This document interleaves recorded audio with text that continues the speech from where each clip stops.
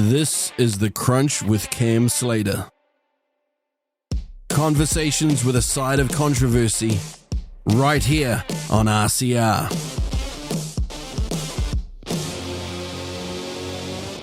Matt King is the former National Party MP for Northland, a man who stands on principle, leaving the National Party after daring to do his own research about COVID and vaccines. He is now the leader of Democracy New Zealand and standing in Northland in a make-or-break bid to get Democracy New Zealand into Parliament. With me now from Northland electorate is former National Party MP and now the leader of Democracy New Zealand, Matt King. Welcome to The Crunch. Lovely to be here, Cam. Thanks so much for inviting me on. Yeah, I'm wanting to talk to you, Matt, about the Northland electorate because for the first time in living memory, Northland electorate is in play and is an interesting race, and in particular for yourself and for your fledgling party, vitally important to win this seat. And what I wanted to talk to you about is a couple of things. One, we're going to touch a little bit on Democracy New Zealand, but focusing on Northland. But one of the things that I'm always constantly asked about is smaller parties and how they can get into Parliament. And I always say to people, there's two things that you need to ask leaders of smaller parties or people involved in smaller parties. The first one is, what are you going to do to win 150,000 votes? Or what are you going to do to win an electorate? And in your instance, you're the candidate and the leader, so you can answer both of those questions, and in particular with regard to the Northland electorate. So, Matt, tell the listeners of Reality Check Radio and listeners of The Crunch, what are you doing to win Northland? And then follow that up a little bit with what are you doing to get that 150,000 or so votes that Democracy New Zealand needs to get that 5% threshold? Okay, well, thanks, Cam. Our main primary focus is winning the Northland seat. That's the seat. That's the way I see Democracy NZ getting into Parliament. It's a lot, in my view, a lot easier to win the seat for us, for me, than to get the 5%. 5% is a huge hurdle, especially with the vote splitting that's going on now with all the freedom people and all the politically homeless people. So for me, back in I guess 2017, ACT was 0.5%. They were nothing. They were dead in the water. And David Seymour won his seat and got in. And now look at them, going gangbusters. In 2020, the Maori Party got 1.2% of the party vote, but they won a seat and they got 2 MPs. So very clearly our best option is to win Northland. So with that in mind, I've done probably 14 meetings up north. We don't have the budget that some of the bigger parties have, so we haven't been able to promote our meetings to the extent that others have, but we've still got good numbers along to all of them, very encouraging numbers, and the feedback around everywhere I go is really positive. So I'm absolutely confident, and I'll give you an example, Cam. So I was a backbench MP in opposition in my term for 2017 to 2020.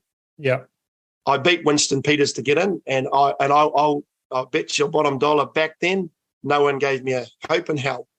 In fact, Stephen Joyce said to me after the election that I'd won, he said, we'd written off Northland for till 2023. We thought that was going to be a Winston Peters stronghold till 2023.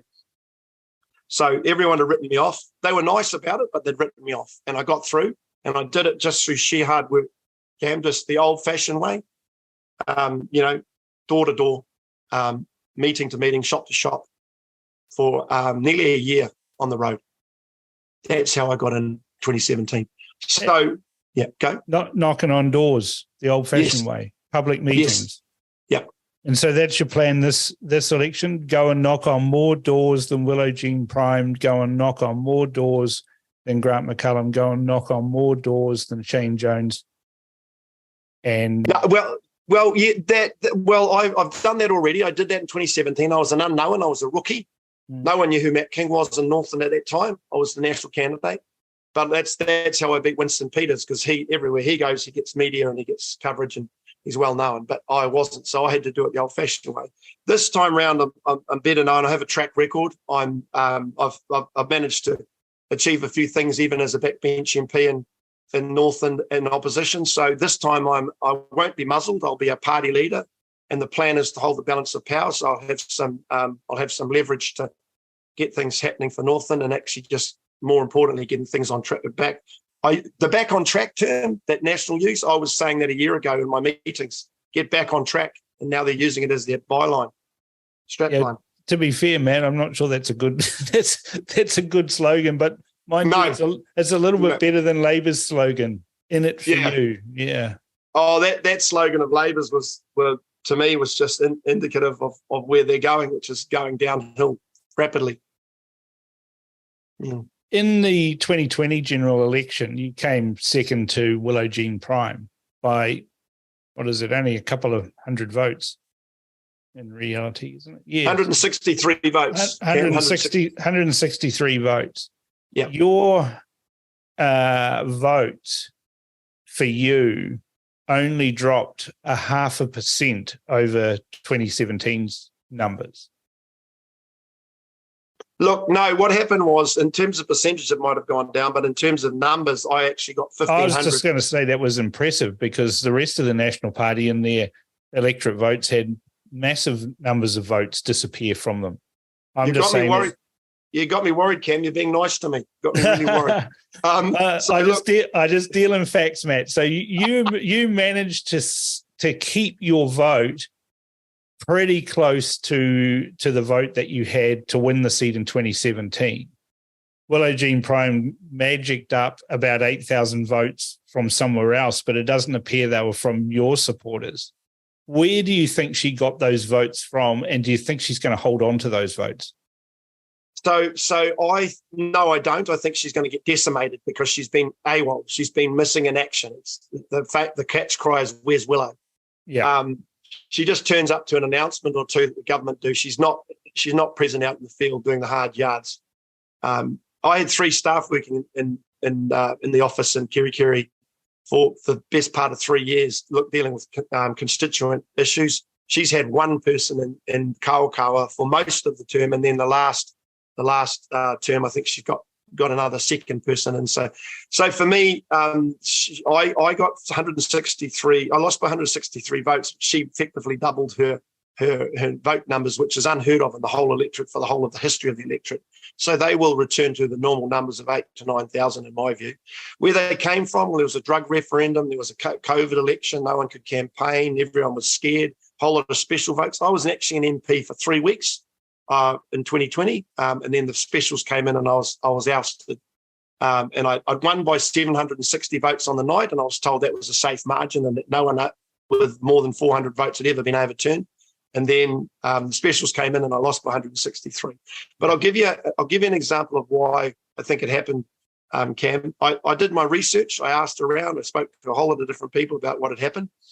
And there was one business in Kerikeri that has a large number of professional people working in it, mostly women. They represent the whole political spectrum, and a lot of them know us and are part of, they've been, know my wife and know the work that I've done as the MP.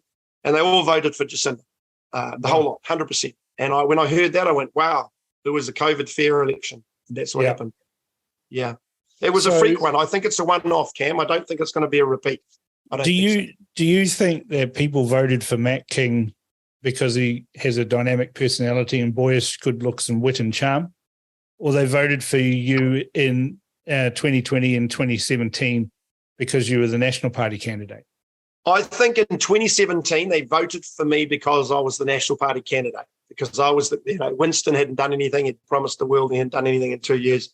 And so I was the candidate, and I worked really hard. I got myself, got my name out there. And so I think I got voted in as because I was the national candidate. In 2020, I don't think so. I think that in 2020, the National Party brand was in the absolute gutter. My party vote went from 47 down to about 27%, almost halved. And yet my personal vote went up 1,500, which was 54 national MPs. Yeah. Only 2 of us got more vote. Myself, 1,500 extra. Maureen Pugh got 500 extra. And the rest of the party MPs were decimated. Their personal vote went way down. Some lost thousands and thousands. But the only reason they're still MPs is because they're placed on the list for the fact they had a fat margin. Yeah. So for me, in 2020, I think I lost because I was the national candidate, national MP. I lost. But I still managed to swim against the tide. I remember running into Richard Harman at the airport, and he said, "Oh, you swam against the tide, Matt," because this was in the 3-week period between becoming an MP and then being ousted. And I said, "Yeah, I did, but I'm not going to relax until the specials are counted because I don't know what's going to happen with overseas." And a whole lot of overseas votes came in, and they were, remember the wall-to-wall coverage of Jacinda being the goddess, the great savior of us. Yeah, which was all false, but just looking at your party votes, Matt, at the last election, 12,496, as opposed to 18,834 in 2017. That's where the election was lost for the National Party, is in the party votes, and also in some of these key seats in the electorates. Party votes is the most important. This election, though, you're not Matt King National, you're Matt King Democracy New Zealand. Are you hoping that a large chunk of the party votes, you'll be able to swing those across to back you, or do you think the voters might hedge their bets and say, I kind of like Matt King as a local MP, but I'm going to put my party vote elsewhere? You're smart, Cam, and that's exactly what I think is going to happen. I think that there's, when I talk to National Party people that are staunch, they want this Labor government gone. I've said I won't ever side with the Labor Maori Party, Green Party combo. They're dead to me as far as I'm concerned. They're the worst government we've ever had. I've made that very clear. So there is no chance in hell that I'll ever go with them. I think national voters can say, look, I'll party vote National because I want to make sure that National are in government, but I can give a candidate vote to Matt and hedge my bets and be an insurance policy. He has been our MP. He was a good MP. I'd like to think that they'd think that, or that he's a guy that he's a known quantity, and he's worked really hard and give him and have that strategic vote. And I think that, together with a whole lot of Labor people that are so pissed off with Labor that but they won't vote National, but they potentially give me their vote. That's where I think is the winning for me, coming through the middle. But Democracy New Zealand, it's all or nothing though, Northland, isn't it? They need you, Matt King, to win Northland, and then hopefully with maybe 3 or 4%, if you can get the party vote up, you can bring in another 3 or 4 MPs. Yeah. Look, that's our plan. I mean, we're running 2 ticks in other seats, but we have 1 or 2 options. But I you never know what's going to happen at this election. But definitely, our main strategy is to try and win Northland. I've never worked so hard in all my life, actually, Cam, and when I was an MP and since. I mean, I came out against the mandates when it wasn't fashionable to do, and I took a lot of flack for it. But everything we were saying, and I know you did come out strongly against it as well, and you were wide awake really early on. Yeah. But we got hammered by people, and actually what's coming to light now is that we were speaking the truth, and everything we talked about is actually the truth now. So we're being vindicated. But whether it'll be in time for the masses out there, who knows? Oh, will the media admit they were wrong? I don't think they will. They paid too much money. No. But I mean, to me, it was patently obvious. Like, I interviewed a guy really early on in the piece, like early in well before the protest. I interviewed Simon Thornley, an epidemiologist, and he teaches medical students at Auckland University, and so he's a credible guy. And we had a very matter-of-fact interview, and once that aired, it got 174,000 views. The National Party indirectly said, "What the hell are you doing, Matt?" And I said, "Well, I'm just stating facts, and I'm sticking up for people." And that was before mandates, but they were proposed, and I said, "We've got to at least respect the people's right to choose." And the National Party wouldn't do it. They just said, "No, we're not doing it. We're going with the vaccination program, and we're supporting mandates." And I said, "Well, I can't do that. I can't be part of this. I have to leave." And that was the day I realised that my career with the National Party was over, way before they started circling the wagons on me. This is what the National Party does, isn't it? They make the right noises about respecting freedoms, freedom of choice, freedom of speech, etc. But quietly in the background, whether it's dealing with me or dealing with someone who has strong views about mandates like yourself, internally they shut down debate and block people from voicing these concerns, or instruct MPs not to speak to Cameron Slater or don't speak to Matt King now that he's gone. All of that. They control the message very tightly from the leadership, don't they? They absolutely do, and I can remember, we got told as backbench junior MPs that lots of don'ts. Don't do that. Don't do this. Lots more don'ts than do's. And I remember that when we had the checkpoints up in Northland and they were being manned and there was no police on them and there was no logic behind any of them. And I said that I wanted to stand and I wanted to make push back on that, and because they're unlawful. And the National Party said, "Hey, look, go for it." But I heard from came back to me quietly that if it turned to custard on me, they were going to just say I was a maverick and they were going to, give me a bit of a talking to and a discipline. But it actually went quite well. My stand against the checkpoints went well, and then they're putting press releases out and jumping on the bandwagon. But they were going to distance themselves from me if it wasn't well received. And I remember one checkpoint was 4 kilometres south of Cape Reinga. There's no community up there. There's just a lighthouse. They put 2 farm gates and 2 strainer posts across State Highway 1. Yeah. And they had a bunch of iwi there, local iwi, and they were saying, don't go to the Cape. And I went up there and I got called by Maori business owners in Hohora and around that said, this is killing our business. We're dying. I had Maori stock truck drivers saying, I'm trying to get through checkpoints and I'm trying to do my job. And then I had old Kuya from out in Miti ringing me and saying, Matt, I'm on the Maori roll, but you need to speak out and you have our support, but we can't come out publicly, but please speak now. So I went up there and challenged them. They threatened to give me a hiding and all kinds of stuff. And it was totally illegal. And I got it all on record and I gave it back to the National Party. And then when it got well received by media, they all of a sudden, oh, you're okay, Matt. But if it had turned to custard, I would have been, they would have slammed me. They would have. Well, it's the history of the National Party. Anyone who's ever been in the National Party and then left, you usually find the insights coming out of them dropping like truth bombs. There's some good people in there, Cam, as you know. Of course, some really good absolutely. People, really good people, yeah. And there is some passionate people. There are some good people. And there's good people in all parties, even the Labour Party, that are aghast at what's been going on. I know. But it's all or nothing for you in Northland. What do you see as being the key, top 3 issues for Northland, and what will you do for Northland should you become the MP again? Look, by far the biggest issue facing Northland is our infrastructure, our core infrastructure, our roads. Every time there's a storm, we find that, like, for example, the State Highway north of me now, the main State Highway 1 was been blocked for a year and a half. And they got it open. They got to spend a fortune on it, got it open, and then the next big storm came through, and now it's shut again. And it's been, shut for, I don't know, months now, and it'll probably be years. So the only other state highway is State Highway 10 up the coast, and that's being hammered now. Everything's up there. So for me, the 4-lane highway, and if you've driven across the one from Puhoi to Warkworth, it's an incredible piece of engineering, and it's for me the state highway is not fit for purpose. So. For me, infrastructure is the core up here. I think also that we're lacking a few. We're lacking health. Our hospitals up here are lacking. We've got pretty poor infrastructure with housing. For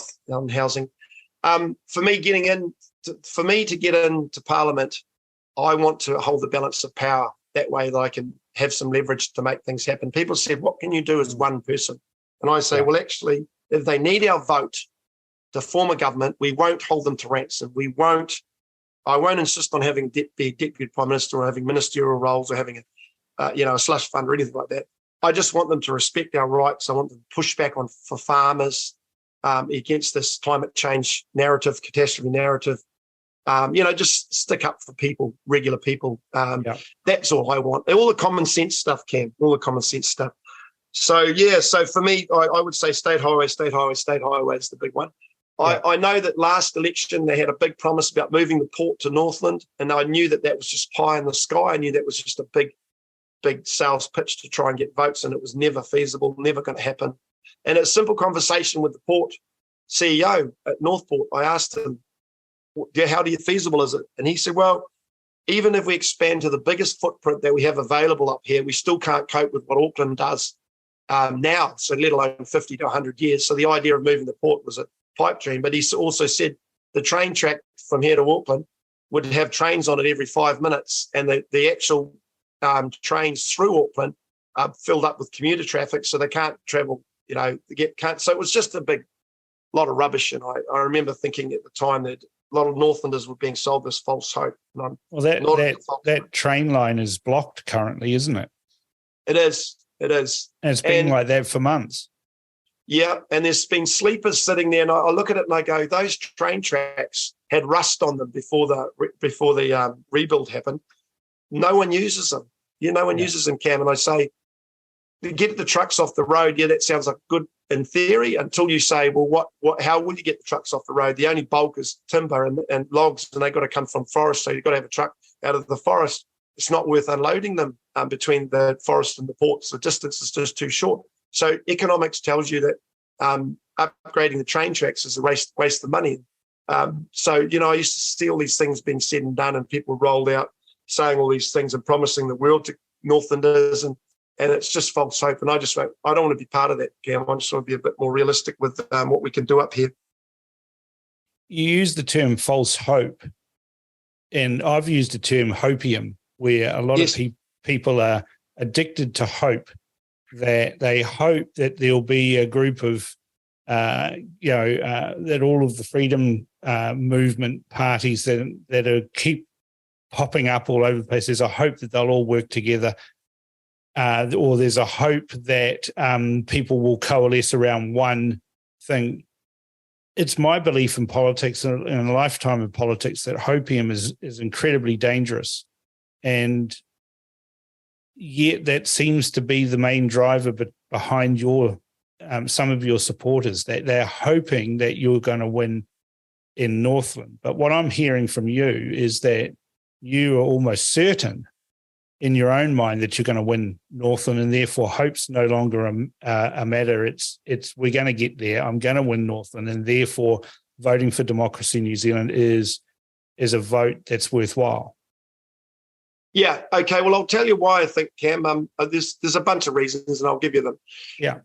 Normally, each electorate is a red and a blue horse race. One wins, the other one loses. That's pretty much going. If you look at most electorates in the country, the blue team are in, the red team are out, this other way around. Up in Northland, it's a totally different story. We've got two sitting MPs, a list MP and the Labor candidate, Labor MP. Yeah. We've got two ex-MPs running as well. Yeah. So we've got an ACT candidate that will never win the seat, but he will get more vote this time round because ACT's on a roll. He'll mostly rob it from National. We've got a National candidate that's just been named, and he lives in the south, right on the southern border. He's not known, so he's got his job ahead of him. We've got the Labor candidate who doubled their vote and had in the freak election, and she'll go back down to her normal levels, and she's been missing in action. We've got Shane Jones running around up there, and he's always he's never won a seat in his life, but he's putting in a bit of effort this time. Then we've got me, the former MP, that I'd like to think, Cam, that I did a reasonable job when I was up here. I tried my best. I worked as hard as I could, and I tried to get things done, and I did. So for me, and then I had the pitch of say the vote's going to be split, so it's not going to be a red-blue horse race. I was the former MP. I'm going to be a party leader, so I'll be able to speak unmuzzled. Yeah. And I'm very passionate about Northland. So, I've got as good a chance as any of them of winning in the way this race is. So I hear what you say about hopium. I absolutely do. If it was a red-blue horse race, you'd probably go, oh, that's a bit rugged, but I don't think that. What do you think is the level of vote that you're going to need to win? Is it going to be 8,000 votes? Is it going to be 9,000 votes? Is it going to be 16,000 or nearly 17,000 like you got last time? I think 12 to 14. Yeah, I think 12 to 14, Cam, would be a number that would be a safe bet because, if you look at the ACT candidate, they got 2,000 votes and they had no hope in hell of ever being the candidate. But 2,000 people did vote for him. And, he might lift his numbers to 4,000, the way he's going. He'll certainly lift his party vote. There's a lot of people here that are former national voters that are talking about voting ACT and us. I've never met so many people in my travels around Northland that are fed up with this Labor government, but they're also thinking that Luxon's not up to it. I've got National Party people that are staunch Nats and have joined our party that have told me that they're going to split their vote strategically, and they can see the wisdom in doing that, because the National Party only ever asks for the party vote. It's the only reason it's the candidate that asks for the candidate vote. So I'm going to people, look, you can put your vote where you vote for the party that you want to see in government, but give me your candidate vote as an insurance policy. I'm a known quantity. I'd like to think that I was a fair and reasonable guy and on the level, and I've been sticking up for your rights, and I'm also fighting back for farmers, because I think this climate change narrative is, and I know you do too, so we're on the same page there, is we've got to start saying to people, look, some of this rubbish that we've been told by our media and by our government are lies, and we can prove it. The evidence is there. We can prove it. So I talk to a lot of farmers that are really fed up and want to walk off their land because they think they're going to get taxed into oblivion. And I say, no, hold your horses, wait for the next election. Things should come right. So do you see Northland as a 3-horse race or a 4-horse race? And I say 3-horse race meaning Willow Jean Prime, yourself and Shane Jones, and a 4-horse race including Mark Cameron. But Mark Cameron only got 1,279 votes at the last election. I think it's a big ask for him to try and get to 8,000. I think it's a 3-horse race, Cam. I think it's National, Labor, and myself. I don't think Shane Jones is. I don't think Shane Jones is in the running at this point. I remember that in the 2020 election, the media came to us and wanted to do a Battle for Northland promo, a big thing on Saturday morning, and they were just going to have it against Shane and myself. And I actually said to them, no, you want to actually get the Labor candidate involved in, because she's actually, she's probably going to poll higher, get more votes than Shane will. And they were actually just going to have it as a head-to-head with me and Shane. And I just said, that's not right. And as you know, the rest is history. Shane was way behind us both. Well, in a 3-horse race at the last election, there was close to 40,000 votes split between the three of you. Willow Jean Prime, 17,066. You on nearly 17,000, 16,903, and Shane Jones on 5,119. If it's a 3-horse race and you're basically getting, around about, well, you're saying 12 to 13 will get there, that's still going to be close between the other two, isn't it? It's going to be, 10,000 or so each on that. That's what I'm picking. Yeah. So you're picking a fairly even spread with maybe a 2,000 majority for the electorate vote. The party vote who will be anybody's guess, but I'm picking National will probably take the top spot there again. So I definitely think that the Labor candidate, Labor MP, who's absolutely been missing in action, she will go back down to 8,000 or 9,000 votes. There's so many Labor people up here that have told me that they'll never vote for Labor again. They were staunch Labor people, like very staunch, and never ever voted for anyone else. Loads of them are telling me that they're looking for where to put their vote, and they've said to me they can't vote for the Nats or ACT. They just can't, but they'll give me their support. So there's those ones there. So I think that her vote will be decimated. I think that you're a fool if you don't think the National candidate's not going to get a whole lot of staunch Nat vote as well. So my view is it's going to be, probably myself and the National candidate and with the Labor candidate behind. And that's just, aiming for the stars, Cam, being positive, manifest itself. Have you invested in a poll to see where you're sitting at the moment, or are you just going on gut feel? Well, polls cost a lot of money, and we haven't invested in a poll yet. I'd rather spend my money on hoardings and flyers and being active. I also think that when we've seen polls where people have contacted me and said, "Look, I got called by a polling company, the main ones too, the Kantar poll and others," and they said, we're not on the list. They give us a list of options of who you'd vote for, and Democracy NZ wasn't on yet. We'd been registered for 6 months. So we're up against it with that polling stuff as well, I find. A bit disappointing to hear that even months after they've been registered, we're still not offered as an option. We're only in the other. If I'd named my party other, we would have polled quite well. Well, I've got a little surprise for you. Reality Check Radio has commissioned a poll for Northland. Yep. And we'll have the results of those next week. And I'd like to touch base with you again to discuss what those show, what that poll will show. And it'll be interesting to see whether it is a 3-horse race or a 4-horse race, or it might even be a 1-horse race. But one thing's for sure, after we get those poll results, we'll have a stake in the ground, and then we can then perhaps address additional questions. Okay, Matt, it's showing that you're coming second by a considerable margin, or okay, Matt, looks like you're right, you're leading.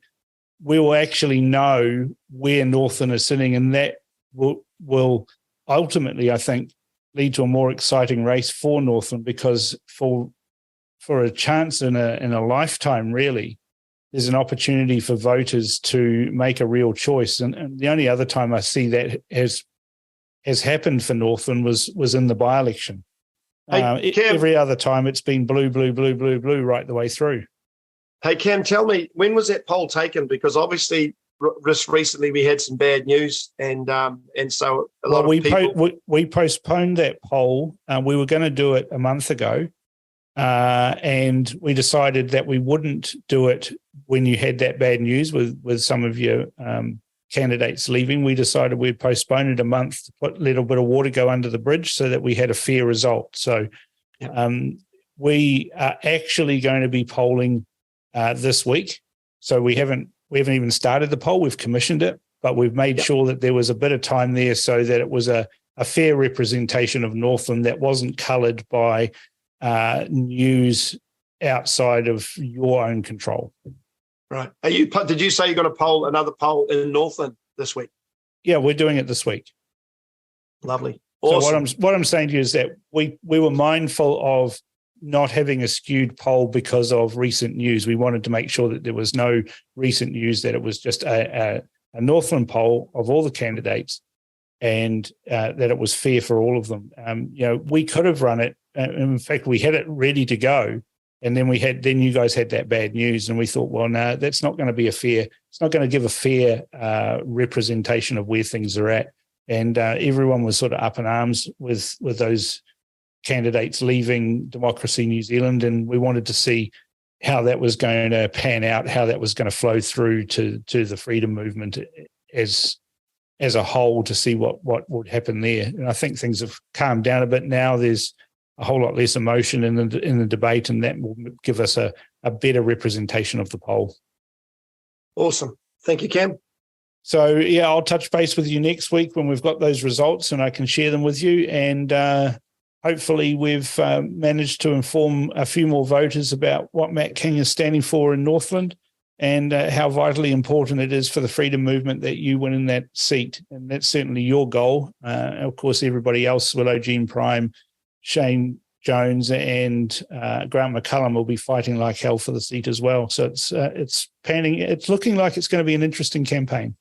Look, it is, Cam, and one of the other things I forgot to mention was that up here we've got a real issue with crime, and that's a big strength of mine. So we're going to be releasing our crime, our law and order policy, safe communities out in the next couple of weeks. So it'd be good to talk to that as well when I talk to you. We can touch base when that's when that's released, and we'll have a chat then about crime. Champion, thanks, Cam. All right, awesome. Thanks for your time, and I hope your experience with the crunch has been pleasing. It's been quite good, Cam. I'm quite chuffed that you've given me a fair crack. That's the new Cam, giving everybody a fair suck of the salve, so to speak. Good on you, Cam. All right, keep it up. You keep it up. Thanks, Matt. Cheers. Well, that was an interesting discussion with Matt. He showed us how vitally important it is for Democracy New Zealand to win in Northland. It's literally make or break. And Matt thinks he has the best chance to win based on his track record, and believes that it's actually a 3-horse race between him, Labour and National. Next week's poll, though, will show us if that is true or not. This is The Crunch with Cam Slater. Conversations with a side of controversy, right here on RCR.